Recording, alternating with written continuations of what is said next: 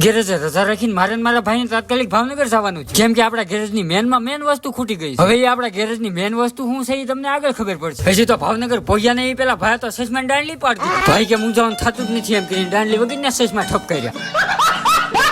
ભાવનગર માં કરતા પેલા પોઈ ગયા ચશ્માની દુકાન. પછી તો ભભાએ મોટું ભાલા જેવું પાનું કાઢ્યું, બાઈ ને કર્યા ચશ્મા રિપેર. કેસરી બસ ની સાઈડ તો કાપી લીધી, પણ આયા તો દુકાન જ બંધ છે. દુકાન વાળાને ફોન કરીને પૂછ્યું તો એને કીધું કે યુદ્ધના કારણે માલ જ નહીં થાય. પણ તમે વિચાર કરતા હશે માલ શેનો નહીં થયો? તો અમે અહીંયા આવ્યા છીએ ગ્રીસ નું બેરલ લેવા, પણ મારું બેટું કેમ મળતું નહીં. આપણે 25 વર્ષથી જે જગ્યાએ માલ લેવી છે ત્યાં જ માલ, એટલે આજ આપણે આખા ભાવનગર માં રખડવું પડશે. એ લ્યો અહીંયા તો ફાટક બંધ છે. ટ્રેન તો આવી ગઈ, પણ આ ભાઈએ કેમ રિવર્સ મારી? वो अलग ही लेवल का बंदा था.